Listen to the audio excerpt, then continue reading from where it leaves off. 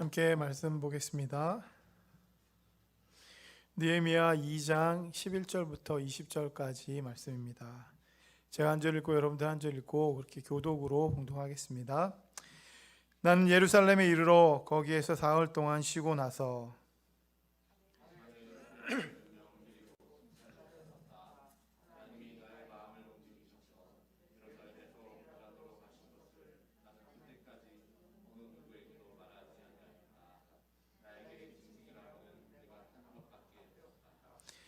밤에 나는 골짜기 문을 나섰다. 용샘을 지나 거름문에 이르기까지 예루살렘 성벽을 살펴보니 성벽은 다 허물어지고 문들도 모두 불에 탄 채로 버려져 있었다.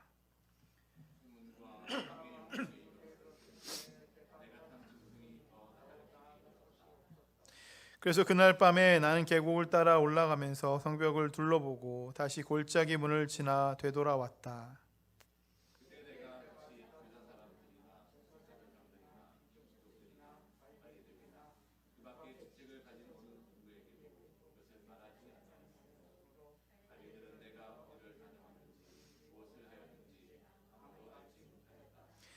이렇게 돌아보고 난 다음에 나는 비로소 관리들에게 말하였다. 여러분이 아는 바와 같이 우리는 지금 어려움에 빠져 있습니다. 예루살렘은 폐허가 되고 성문들은 불에 탔습니다. 이제 예루살렘 성벽을 다시 쌓읍시다. 남에게 이런 수모를 받는 일이 다시는 없어야 할 것입니다.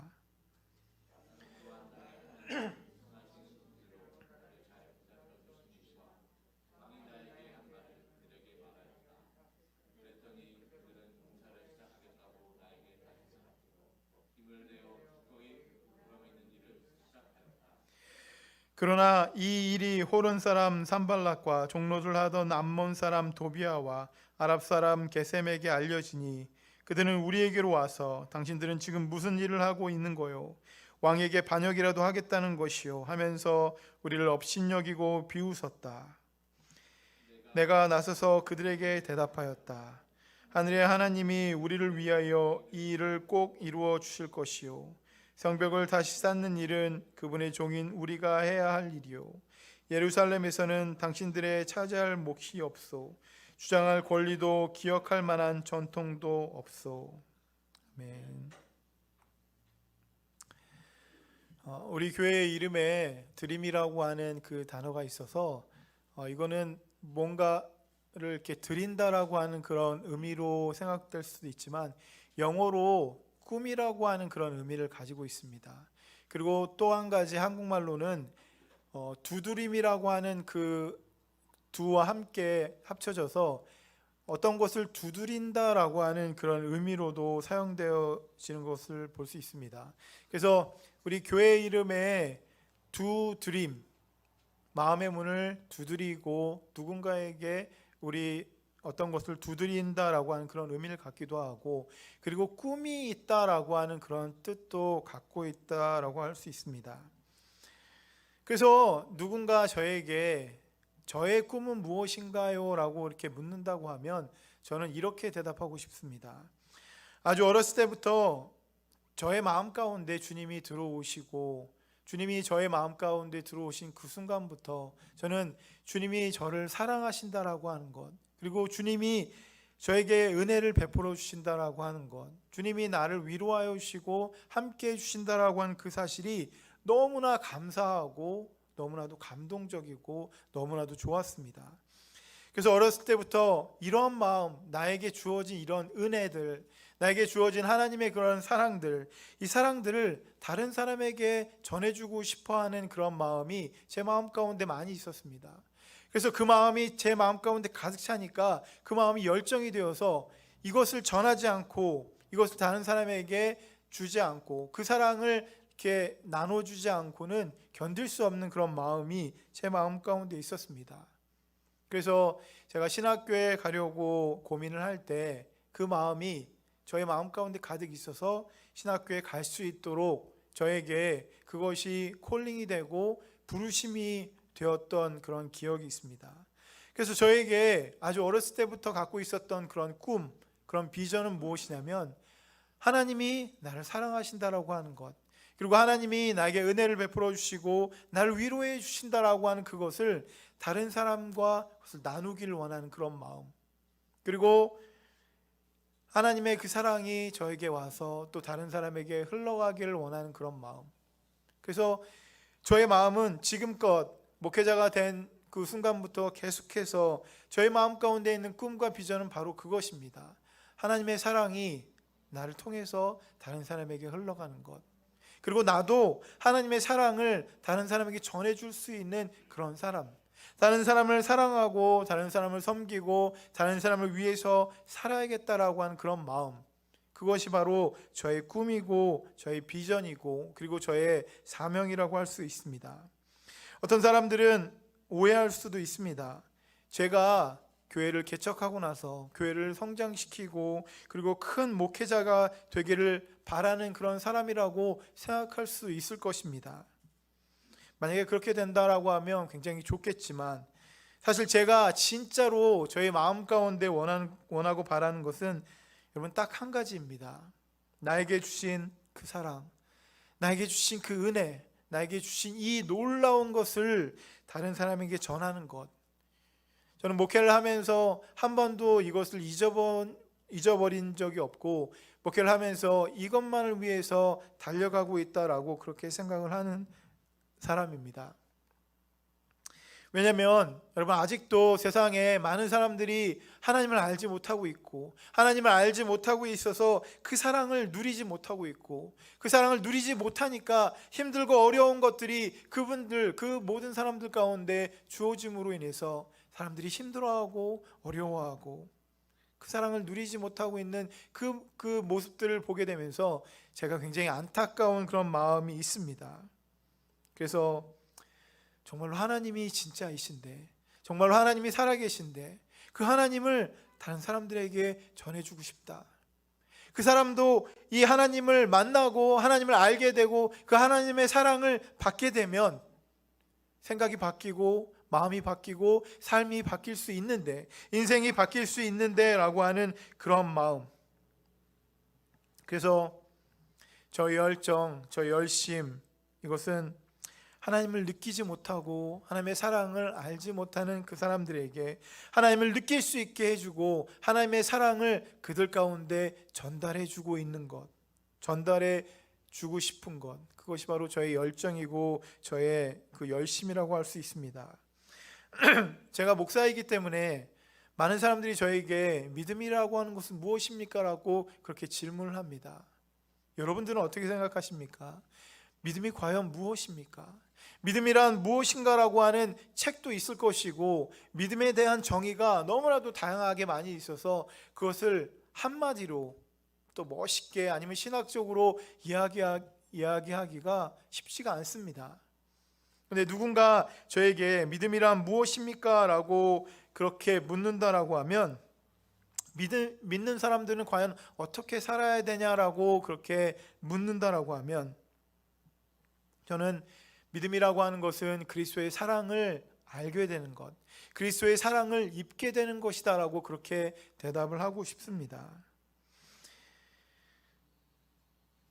어느 순간 하나님의 그 은혜, 하나님의 사랑이 믿어지기 시작하는 것, 그리고 그리스도의 사랑이 나를 통해서 다른 사람에게 흘러가게 하는 그런 것, 여러분 이것이 바로 믿음이고 믿는 사람의 모습이다라고 하는 것입니다.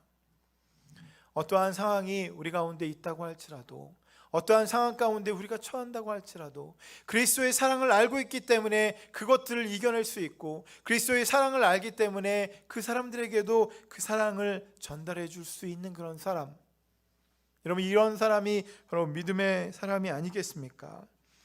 바로 제대로 된 그리스도인들은 그리스도의 사랑이 나를 통해서 다른 사람에게 흘러가게 하는 그런 사람이라고 할 수 있습니다. 여러분 이것은 엄밀히 말하면 하나님에게, 예수님에게 우리가 사명을 받은 그런 사람이 바로 믿음의 사람이라고 할 수 있는 것입니다. 오늘 본문을 보게 되면 여러분, 느헤미야 선지자는 바로 이것을 전달해 주고 싶은 그런 마음이 그 마음 가운데 가득 차 있다라고 하는 것입니다. 느헤미야의 마음에는 하나님의 그 놀라운 사랑을 받고 하나님의 그 은혜를 받고 그래서 그 하나님의 사랑을 받고 누렸더니 진짜 하나님이 살아계시고 하나님이 우리와 함께 해주시는데 많은 사람들 가운데 하나님의 이름은 땅에 떨어지고 하나님은 마치 없는 것과 같이 많은 사람들이 조롱하고 비웃고 아무것도 아닌 것처럼 그렇게 생각을 할 때 느헤미야의 마음 가운데 정말로 하나님이 살아계신데 정말로 하나님이 우리에게 사랑을 주시고 은혜를 주시는데 정말로 하나님께서 우리 가운데 함께 해주시는데 여러분 이 마음이 그의 마음 가운데 가득 차 있었다라고 하는 것입니다. 그들이 불신앙 가운데 포로로 잡혀오게 되고 이스라엘은 폐허가 되고 많은 사람들이 힘들고 어려운 상황 가운데 있으니까 마치 하나님도 없는 것처럼 되고 마치 하나님도 아무것도 아닌 것 같이 되어버린 그런 상황 가운데 느헤미야의 마음 가운데는 진짜로 하나님이 살아계시다라고 하는 것, 진짜로 하나님께서 우리를 구원하여 주실 수 있다라고 하는 것, 진짜로 하나님께서 우리에게 사랑을 베풀어 주시고 특별히 이 느헤미야의 마음 가운데 하나님의 사랑이 충만하게 임했다라고 하는 것, 여러분 그것을 통해서 느헤미야는 많은 사람들에게 그것을 선포하고 알리고 싶은 그런 마음이 있는 것입니다. 자신의 영역에서 세상의 상황은 힘들고 어렵지만 그럼에도 불구하고 하나님은 살아계시다, 하나님은 우리에게 사랑을 베풀어 주신다, 하나님은 우리에게 은혜를 베풀어 주신다라고 하는 그런 간절한 마음이 이 느헤미야의 마음 가운데 가득 차 있었다라고 하는 것입니다. 누가 진짜 하나님인지, 누가 이 세상을 진짜 다스리고 있는지, 누가 우리를 사랑하시고 은혜를 베풀어 주시는지, 여러분 이것을 많은 사람들에게 알리고자 하는 그런 마음, 그런 열정이 이 느헤미야에게 가득 차 있었다라고 하는 것입니다. 그래서 오늘 본문 18절에 있는 말씀을 보게 되면 18절에 처음에 이렇게 시작합니다. 나는 또한 나의 하나님이 선하신 손길로 나를 보살펴 주신 일이라고 그렇게 소개하고 있습니다. 여러분 어떤 일을 시작할 때 처음 이야기하는 것이 가장 핵심적이고 중요한 내용이 아니겠습니까? 느헤미야는 이 성벽을 지으려고 할 때 처음 말을 시작할 때 뭐라고 이야기를 하냐면 나는 하나님이 선하신 손길로 나를 보살펴 주신 일, 나에게 은혜와 사랑을 베풀어 주신 일을 잘 알고 있다. 여러분 이렇게 시작하는 것입니다. 다시 말해서 느헤미야가 성벽을 쌓는 이유를 분명하게 선포하고 있는 것입니다. 하나님이 나를 사랑하셔서 나를 잘 보살펴 주셔서 그 하나님, 나에게 사랑을 주신 그 하나님을 많은 사람들 가운데 전하고 싶은 그런 마음 때문에 이 성벽을 짓고 있는 것입니다. 성벽이 무너졌다라고 하는 것은 단순히 이스라엘이 보호가 되지 않는다라고 하는 그런 의미를 뛰어넘어서 많은 사람들 가운데 하나님의 이름이 땅에 떨어졌다라고 하는 그런 의미도 갖고 있는 것입니다. 이스라엘이라고 하는 그 민족이 하나님을 섬기고 하나님에게 놀라운 그 은혜를 받았는데 지금은 저렇게 포로로 잡혀 있고 저렇게 폐허가 되어 있는 그 모습들을 보면서 주변에 있는 그런 사람들이 하나님을 비웃고 아무것도 아닌 것처럼 그렇게 생각하고 있는 것. 느헤미야는 그래서 그 성벽을 지으려고 할 때 하나님이 나와 함께 해주셨다, 하나님이 나를 사랑으로 이끌어 주셨다, 그래서 이 성벽을 지음으로 인해서 하나님이 살아계시다라고 하는 것과 하나님이 오늘도 우리를 사랑하신다라고 하는 그것을 세상 가운데 선포하고 전달하고 싶은 것이 바로 이 느헤미야 선지자의 마음이라고 하는 것입니다. 사도 요한도 여러분 이렇게 고백을 합니다. 요한일서 4장 16절에 우리는 하나님이 우리에게 베푸신 사랑을 알았고 또 믿었습니다. 하나님은 사랑이십니다. 사랑 안에 있는 사람은 하나님 안에 있고 하나님도 그 사람 안에 계십니다.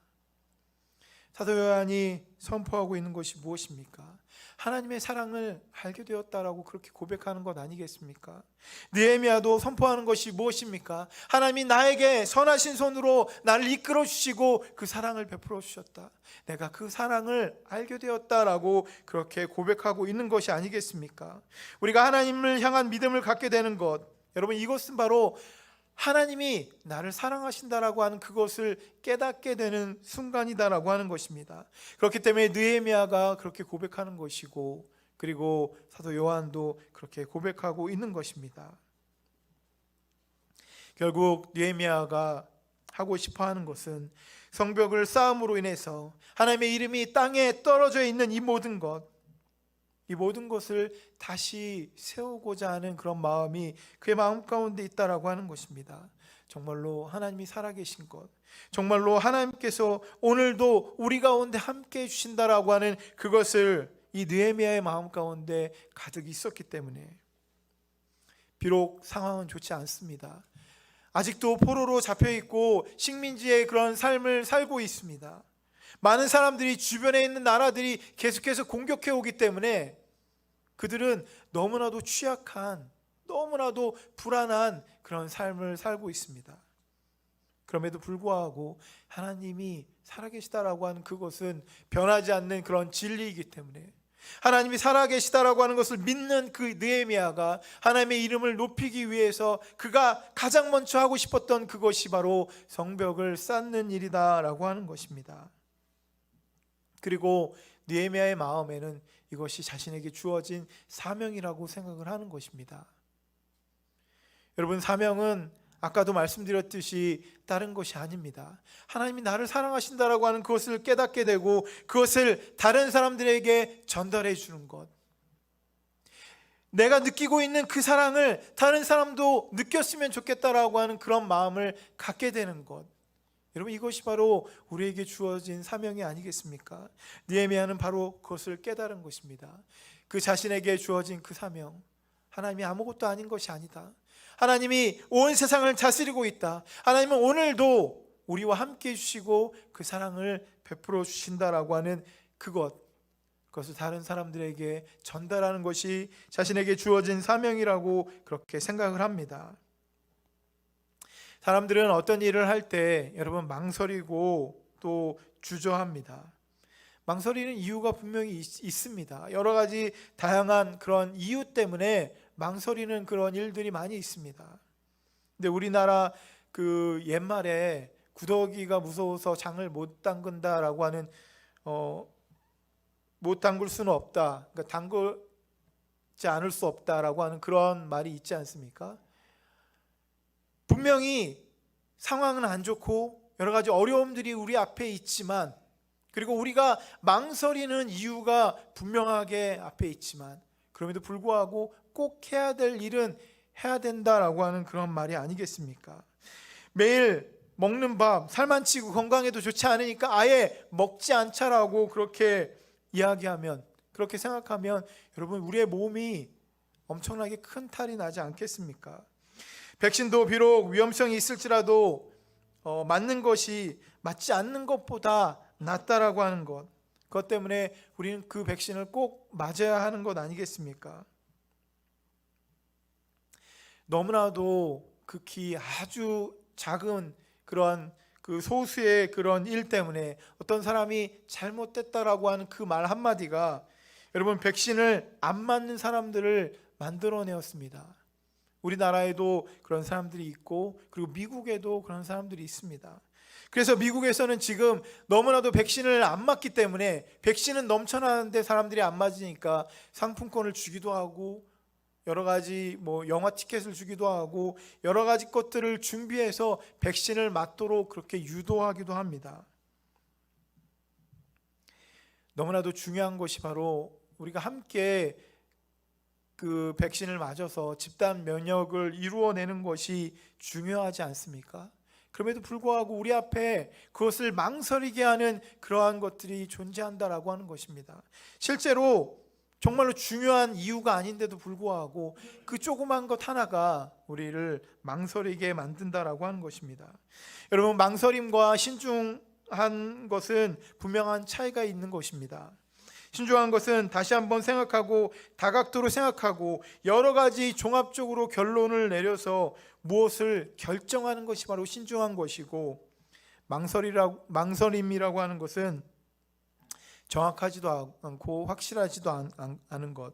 근데 아주 사소한 그것 때문에 그것을 크게 생각해서 내가 꼭 해야 될 그 일을 지금 하지 않고 주저하고 있는 그런 상태라고 할 수 있습니다. 그리고 결국 주저하고 미루고 하지 않게 되는 것. 여러분, 믿음을 갖게 되고 교회에 다니지만 하나님이 나를 사랑하신다는 그것을 알고 있지만 그 사랑을 다른 사람에게 주려고 노력하지 않는 그런 사람들이 우리 주위에 얼마나 많이 있습니까? 교회는 다니는데, 예배는 드리는데, 그럼에도 불구하고 주님이 우리에게 말씀해 주신 그 말씀대로 내가 작은 예수가 되어서 많은 사람들에게 예수님이 주신 그 사랑을 나도 주는 그런 삶을 살지 않는 사람들이 얼마나 많이 있습니까? 예수님처럼 용서하고 예수님처럼 사랑하고 예수님처럼 섬기고 희생하는 것, 그런 것들을 하지 않으면서 나는 크리스찬이다라고 그렇게 이야기하고 있는 사람들이 얼마나 많이 있습니까? 느끼기에 나는 예수님을 믿는 것 같으니까, 느끼기에 나는 하나님을 믿는 것 같으니까 스스로 나는 크리스찬이다라고 그렇게 생각하는 사람들이 얼마나 많이 있습니까? 많은 사람들의 생각 가운데 내가 교회에 나가면 되지, 예배만 드리면 되지, 내가 뭘 그렇게까지 용서하고 내가 그렇게까지 사랑하고 내가 그렇게까지 섬기고 내가 그렇게까지 사랑을 베풀어야 되나? 나는 목사도 아니고 예수님도 아니고 이런 것들은 내가 할 영역이 아니야 라고 그렇게 치부해버리는 그런 사람들이 얼마나 많이 있습니까? 하지만 주님은 오늘도 우리에게 다른 무엇보다도 여러분 그것을 요구하고 있지 않습니까?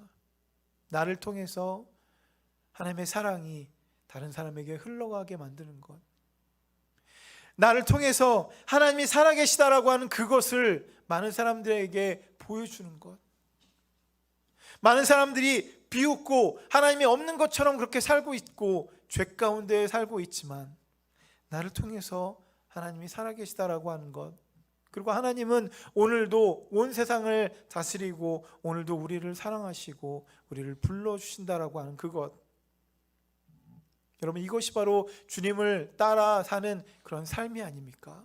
느헤미야의 이러한 일들은 사실은 믿음 가운데 그가 믿음으로 사는 그런 삶, 그에게 주어진 그 사명을 따라 사는 그런 삶이다라고 하는 것입니다. 오늘 본문을 보게 되면 여러분 이 느헤미야에 있는 말씀들을 계속해서 보게 되면 느헤미야는 망설일 이유가 너무나도 많이 있었습니다.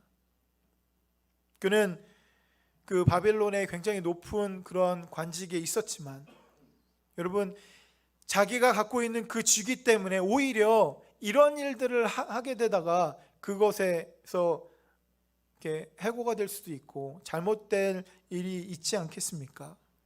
그리고 주변의 나라들이 계속해서 이스라엘을 넘보고 있는 그런 상황 가운데 있고, 그리고 성벽을 재건한다라고 하는 것, 그것이 느헤미야의 그 리더십으로 이루어진다라고 하는 것, 여러분 이것은 사실 말도 안 되는 그런 일 아니겠습니까?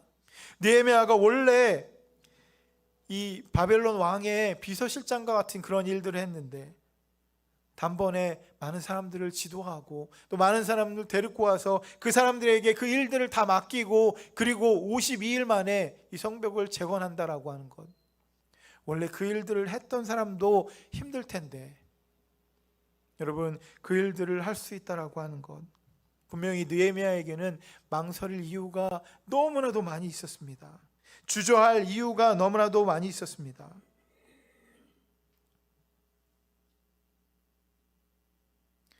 세 번째로 포로 귀환을 가서 지어진 성전 앞에 성벽을 세우는 것, 그리고 52일 만에 성벽을 다시 만드는 것, 방해의 요소가 이 느헤미야에겐 너무나도 많이 있었다라고 하는 것입니다. 조금만 잘못 생각하면 절대로 하지 말아야 될 일이 아마 그 일이 아니었나 이런 생각을 하게 됩니다. 조금만 생각을 달리하면 이것은 절대로 느헤미야가 해서는 안 될 일이 아니겠습니까? 하지만 오늘 본문을 보게 되면 느헤미야는 조금의 망설임도 없습니다. 조금의 주저함도 없습니다. 느헤미야는 망설임과 주저함 대신에 오히려 기도하니까 그의 마음 가운데 더 큰 확신이 생기고, 기도하니까 하나님께서 그를 도와주시겠다라고 약속해 주시고, 그래서 이 모든 것들을 준비하고 세심하게 살피고, 그리고 실제로 그 일들을 실행에 옮기는 것을 볼 수 있습니다. 느헤미야의 마음에 하나님의 사랑과 은혜를 세상에 전하려고 하는, 선포하려고 하는 그런 마음으로 가득 차 있으니까 진짜로 그것을 실행할 수 있었다라고 하는 것입니다. 그가 진짜 하나님의 사랑을 입었기 때문에, 그가 진짜 하나님의 그 은혜를 알고 있기 때문에 그것을 사람들 가운데 전하지 않고는 견딜 수 없는 그런 상황 가운데 있었기 때문에 어떠한 망설임과 주저함도 그를 막아서지 못했다라고 하는 것입니다. 여러분, 하나님이 이 느헤미야와 그리고 우리를 얼마나 사랑하시는지 스바냐 3장 17절에 기록되어 있습니다. 한번 보겠습니다. 주 너의 하나님이 너와 함께 계신다. 구원을 베푸실 전능하신 하나님이시다. 너를 보고서 기뻐하고 반기시고 너를 사랑으로 새롭게 해주시고 너를 보고서 노래하며 기뻐하실 것이다.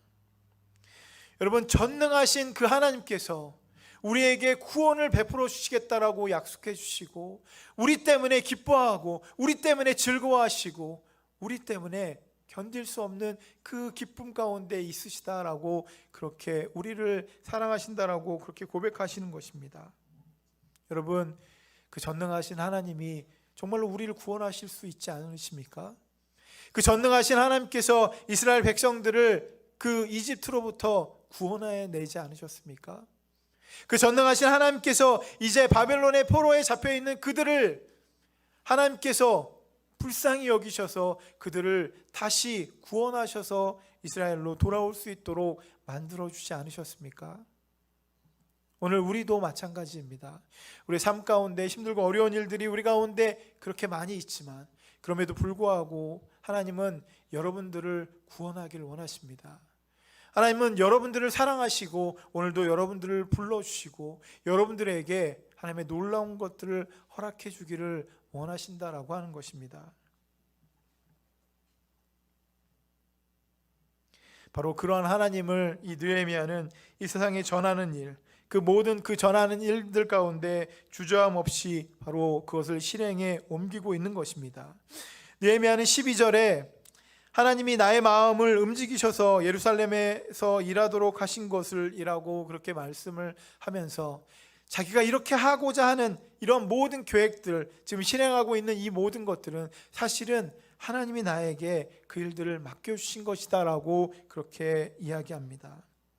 하나님께서 이 느헤미야에게 주신 그 사명, 하나님께서 나에게 그것을 할 수 있도록 해주셨기 때문에 내가 이것을 할 수 있다.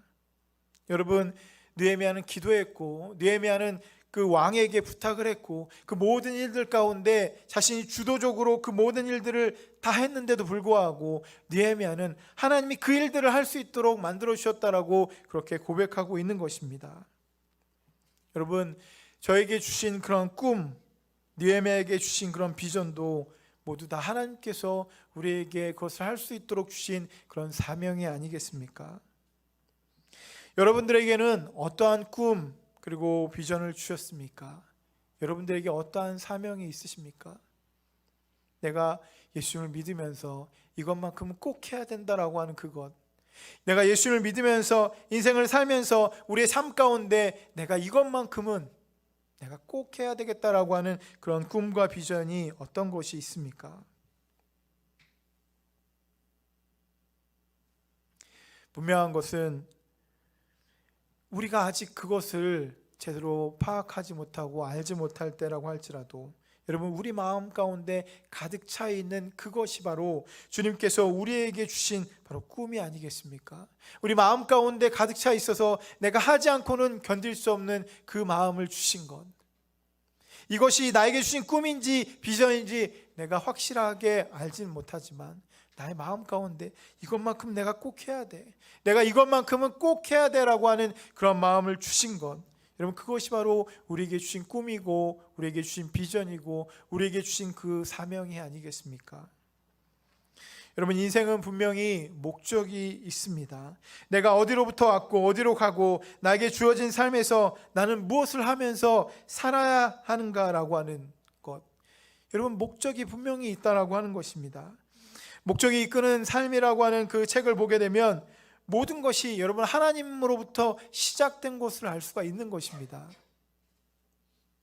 우리가 인생을 얻게 된 것, 이 세상에 온 것도 하나님으로부터 시작되었고, 우리의 삶에 내가 모든 것을 계획한 것 같지만 그 모든 것들 가운데 하나님께서 그것들을 시작하시고 하나님께서 여러분들을 부르시고 하나님께서 여러분들을 그 길로 갈 수 있도록 만들어 주셨다라고 하는 것입니다. 삶의 목적을 여러분 우리에게 찾으려고 하면, 자신에게 찾으려고 하면 해답을 찾기가 너무나도 어려운 것을 볼 수 있습니다. 나에게 여러 가지 많은 생각들이 있고 나에게 여러 가지 것들이, 가치관이 나에게 있을 때 여러분 삶의 목적, 나는 왜 사는가, 나는 어디로 가고 있는가, 내가 무엇을 하며 살아야 하나라고 하는 그 해답을 찾기가 어렵다라고 하는 것입니다. 하지만 우리를 창조하시고 우리를 만드시고 우리를 구원하실 수 있는 그 전능하신 하나님께 우리의 삶의 그 목적을 찾으면 그 하나님께서 우리에게 분명하게 그 목적을 알게 해주신다라고 하는 것입니다. 에베소서 1장을 보게 되면 오직 그리스도 안에서만 우리는 우리가 누구인지, 그리고 우리가 무엇을 위해 살아야 되는지 알 수 있다라고 그렇게 말씀하고 있는 것입니다. 우리가 그리스도를 알기 전에, 어떤 소망을 갖기 전에 하나님은 이미 우리를 눈여겨보시고 모든 사람들 가운데 역사하시는 목적의 한 부분으로서 영광스러운 삶을 살 수 있도록 우리를 그렇게 만들어 주시고 이끌고 계시다라고 하는 것입니다.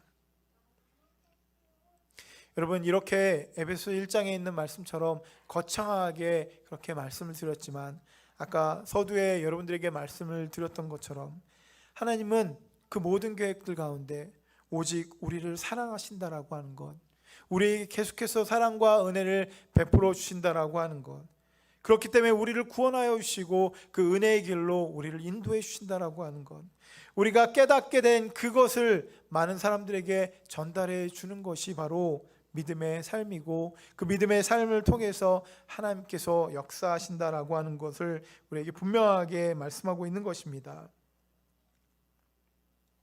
사람들은 하나님을 잘 모르고 대부분 자신만을 위해 살고 있지 않습니까? 대부분 다른 사람들은 안중에도 없습니다. 많은 사람들이 다른 사람을 밟고 올라가서 자신이 대단한 사람인 것처럼 그렇게 의시되기도 합니다. 그러나 하나님은 그렇게 자신만만해하는 우리를, 자신밖에 모르고 자신만 생각하는 우리를 아무런 조건 없이 그렇게 사랑하고 있는 것입니다. 그 사랑으로 우리를 불러주시고 우리를 만나주고 계신 것입니다. 여러분, 세상에 어떤 사람이 이러한 사랑을 받고 그대로 있을 수 있겠나라고 하는 것입니다.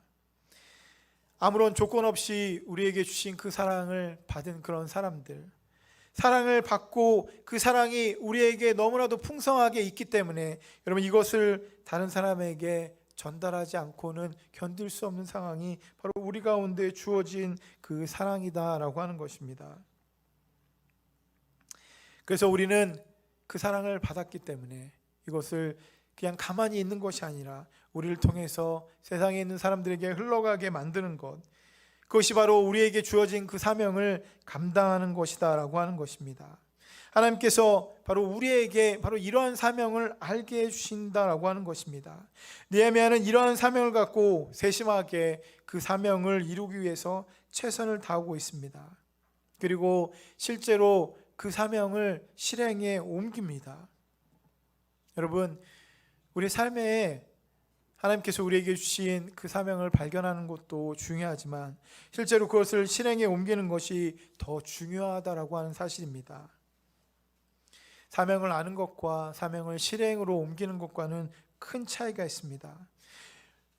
왜 그러냐면 느헤미야도 분명하게 외부의 적의 시선들을 통해서 성벽을 쌓는 것이 너무나도 어렵다라고 하는 그것을 그가 분명히 알고 있었고, 그리고 많은 사람들이 조롱하고 절대로 할 수 없을 것이다라고 그렇게 이야기하고, 그리고 많은 사람들이 또 이야기하고, 또 그 주위에 있는 사람들도 이것은 절대로 안 될 일이다라고 그렇게 이야기했습니다. 방해와 어려움들이 굉장히 많이 있었습니다. 그러나 아까도 말씀드렸듯이 이 느헤미야는 망설이지 않고 11절에 이렇게 선언을 합니다. 그럼 보면 11절 보겠습니다. 이렇게 돌아보고 난 다음에 나는 비로소 관리들에게 말하였다. 여러분이 아는 바와 같이 우리는 지금 어려움에 빠져 있습니다. 예루살렘은 폐허가 되고 성문들은 불에 탔습니다. 이제 예루살렘 성벽을 다시 쌓읍시다. 남에게 이런 수모를 받는 일이 다시는 없어야 할 것입니다. 그들이 처한 그런 상황을 분명하게 이야기합니다. 그럼에도 불구하고 이러한 처한 상황 가운데서도 하나님은 우리를 사랑하고 계시니까 반드시 우리를 도와주시고 우리를 보호해 주실 것이다. 그리고 이 성벽을 쌓을 수 있도록 만들어 주실 것이다. 왜냐하면 하나님은 전능하신 하나님이니까, 하나님은 우리를 사랑하시니까, 우리를 보호하기를 원하시니까 그 하나님께서 그렇게 인도해 주실 것이다 라고 그렇게 선포합니다. 그리고 우리가 지금 이렇게 패배자와 같이 그 자리에서 주저앉아서 현실 가운데 도피하고 힘들어하고 그렇게 하는 것을 하나님은 원하지 않는다라고 분명하게 선포하고 있는 것입니다. 그래서 빨리 이 성벽을 쌓음으로 인해서 더 이상 이렇게 힘들고 어려운 일들이 반복되어서는 안 된다. 더 이상 이렇게 하나님의 이름이 땅에 떨어지는 일들이 계속해서 이루어지면 안 된다. 그렇게 사람들에게 호소하고 있는 것이 아니겠습니까? 주님이 원하시는 것은 우리를 사랑하시는 것, 주님이 원하는 것은 우리 가운데 평안이 주어지는 것, 주님이 원하시는 것은 우리 가운데 자유함을 누리는 것, 바로 이것이다라고 느헤미야는 선포하고 있는 것입니다. 기도하고 준비하면서, 세세하게 준비하면서 더욱 하나님의 인도하심을 느헤미야는 느끼게 됩니다. 깨닫게 됩니다. 그리고 이 모든 일들이 주님께서 주님의 사랑으로 이렇게 되었다라고 그렇게 이야기합니다. 그리고 사람들에게 그렇게 호소하니까 많은 사람들이 그 이야기를 듣자마자 자신들이 함께 하겠다라고 그렇게 이야기합니다. 여러분, 많은 사람들이 이 느헤미야의 이야기를 듣고 그렇게 함께 하자고 했다라고 하는 그것은 사실 너무나도 기적과 같은 그런 이야기가 아니겠습니까? 단순히 하나님께서 느헤미야를 사랑하셔서, 단순히 하나님께서 우리를 보호하시고 도와주신다라고 하는 그 사실만 듣고 많은 사람들이 그 일에 동참할 수 없었다라고 하는 것입니다. 하나님의 일을 하려고 하는 이 느헤미야와 그리고 많은 사람들 가운데 여러분, 성령이 함께 하시니까 그들의 마음 가운데 우리가 할 수 있다라고 하는 그런 마음이 주어지는 것 아니겠습니까? 주님께서 우리 가운데 해주시겠다는 그것을 그들이 마음으로 받게 되니까, 마음으로 받게 된 그 순간부터 이것을 할 수 있다라고 하는 그런 자신감이 그들 가운데 생긴 것이 아니겠습니까? 결국 오늘 본문 18절에 강조했던 것처럼 이 모든 일들이 하나님께서 느헤미야를 사랑하셨기 때문에, 하나님께서 그 백성들을 아직도 사랑하고 계시기 때문에 라고 하는 것입니다. 여러분, 우리에게 어떤 비전과 꿈이 있으십니까? 헬렌 켈러라고 하는 그런 사람은 앞을 보지 못하는 것으로 태어난 것보다 더 불행한 것이 무엇인가라고 묻는 그 질문에 서슴없이 이렇게 이야기합니다. 앞을 볼 수는 있지만 꿈과 비전이 없는 사람이 가장 불쌍한 사람이 아니겠습니까? 라고 그렇게 이야기합니다. 본문을 보면서 느헤미야는 분명한 꿈과 비전이 그에게 있습니다. 여러분, 우리에게 어떠한 비전과 꿈이 있습니까? 삶의 목적이 어디에 있습니까? 여러분들이 갖고 있는 그 꿈과 비전은 나에게로부터 출발했습니까? 아니면 하나님으로부터 온 것입니까?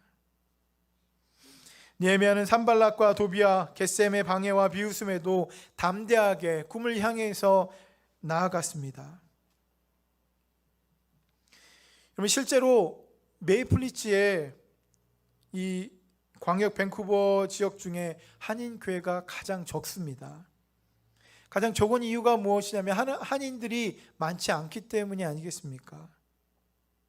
그리고 이 광역 밴쿠버도 사실은 그 안에 메이플리츠가 속해 있지 않습니다. 다시 말씀드리면 이 메이플리츠는 시골이라고 할 수 있습니다. 그래서 사람들이 처음에 교회를 메이플리츠에다 개척한다라고 이야기를 듣고 많은 사람들이 메이플리츠는 안 된다라고 그렇게 이야기했습니다. 많은 사람들이 그곳은 힘든 곳이다라고 그렇게 이야기합니다. 심지어 메이플리츠에서 목회하는 어떤 목사님도 메이플리츠는 너무너무 힘들고 어렵습니다라고 그렇게 이야기하는 걸 제가 들었습니다. 그런데 저의 마음에 있는 꿈과 비전, 아까 말씀드렸듯이 교회를 개척하는 그 이유는 사람의 숫자나 교회의 부흥, 이것이 교회 개척의 이유가 아니었습니다. 여러분, 아무리 교회가 크면 무엇합니까?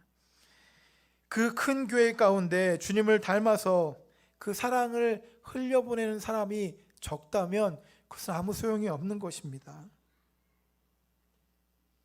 저는 교회가 작을지라도 그곳 가운데 주님의 사랑을 입고 그 사랑을 다른 사람에게 흘려보낼 수도 있는, 주님께서 우리에게 주신 그 사랑을 다른 사람에게 전할 수 있는 그런 꿈과 비전을 가진 것, 여러분, 이것이 더 중요함을 깨닫게 되었습니다.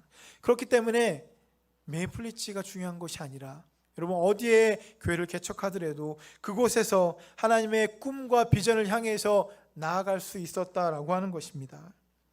여러분, 한 영혼에 집중하는 것, 그리스도의 사랑을 그에게 전달해 줄 수만 있다면, 그리고 오늘 이렇게 비록 온라인으로 우리가 예배를 드리지만 그럼에도 불구하고 여러분들에게 저에게 주어진 그 하나님의 사랑을 전하고 그 하나님의 사랑에 대해서 말씀을 나눌 수 있다라고 하는 그것만으로도 여러분, 하나님께서 놀라운 은혜를 저에게 주셨다라고 그렇게 생각할 수도 있습니다.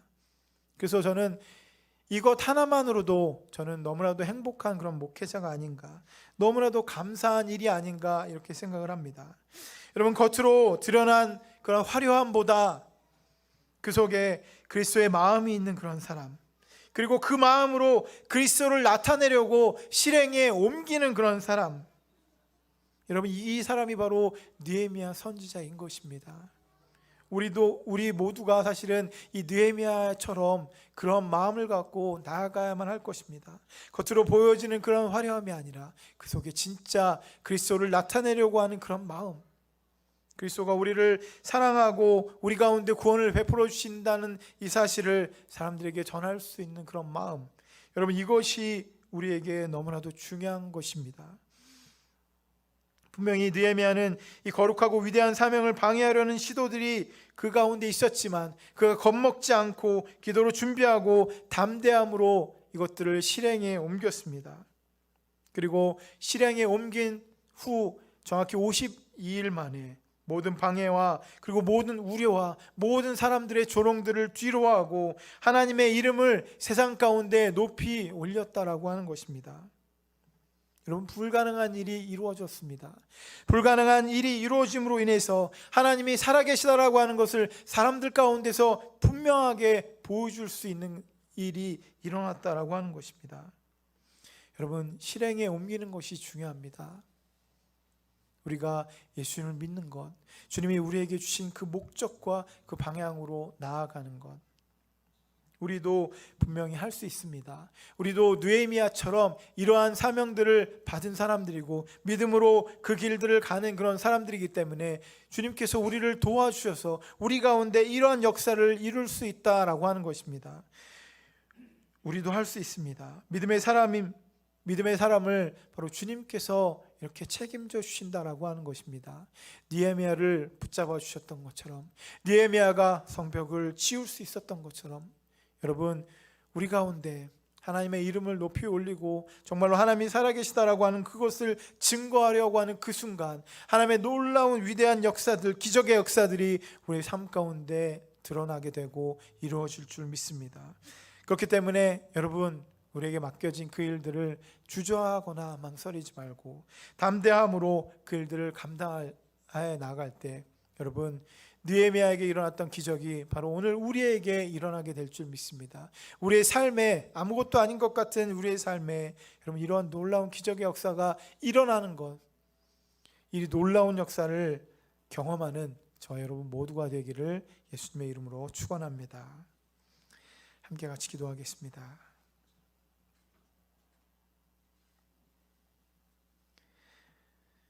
주님께서 느헤미야를 사랑하시고 이스라엘 백성들을 사랑하시고 하나님의 은혜와 구원을 그들 가운데 허락하여 주셨는데, 이스라엘 백성들은 하나님의 은혜를 잊어먹고 하나님의 구원하심과 그 놀라운 것들을 다 잊어먹고 주저앉아 있었지만, 느헤미야만큼은 그들을 세울 하나님의 놀라운 능력과 은혜와 사랑을 그가 깨달았던 것처럼, 주님, 우리가 겪고 있는 이 삶은 힘들고 어려움의 연속입니다. 힘들고 어려운 그 삶 가운데 우리가 주저앉고 있습니까?